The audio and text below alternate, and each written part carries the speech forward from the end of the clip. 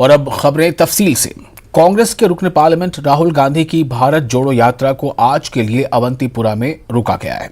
यात्रा में शामिल तमाम यात्री पंथा चौक में डेरा डाले हुए हैं और यहीं से यात्रा कल दोबारा शुरू होगी।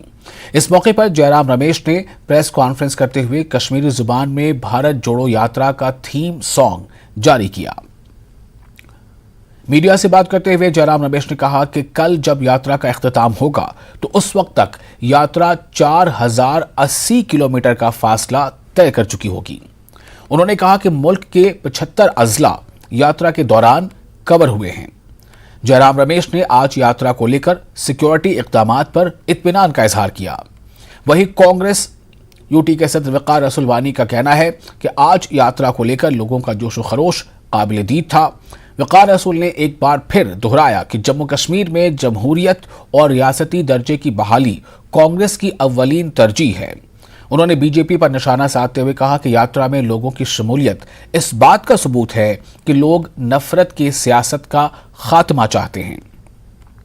काबिल जिक्र है कि प्रियंका गांधी वाड्रा और पीडीपी सदर महबूबा मुफ्ती समेत दीगर कायदीन आज की भारत जोड़ो यात्रा में राहुल गांधी के साथ शामिल हुए।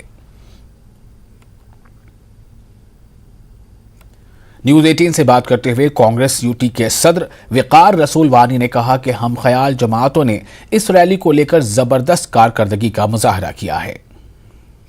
भारत जोड़ो यात्रा आज आखिरी चरण में चल रही थी और इस टाइम ये फाइनल अपनी डेस्टिनेशन यहाँ अवंतीपोरा पहुंच गई है। हमारे साथ बात करने के लिए मौजूद है कांग्रेस के सदर वकार रसूल वानी। वकार साहब, आज दिन के हवाले से बताइए, क्या आज मुतमईन हैं आप जो सिक्योरिटी जिस तरह के इंतजाम रहे?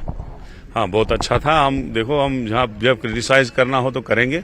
आज हम एडमिनिस्ट्रेशन का शुक्रगुजार हैं कि उनने बहुत अच्छे सिक्योरिटी अरेंजमेंट्स किए थे। अलबत्ता जो आपने इख्तिताम किया तो अभी इख्तिताम नहीं हुआ है।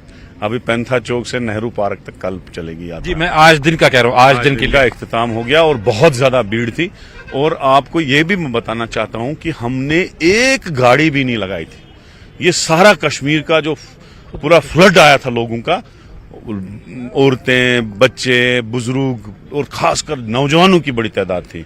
और हम आज शुक्रगुजार हैं प्रियंका जी का, वो भी आज ज्वाइन हुई, और महबूबा जी का भी शुक्रगुजार है, वो भी हमारे साथ चल पड़ी।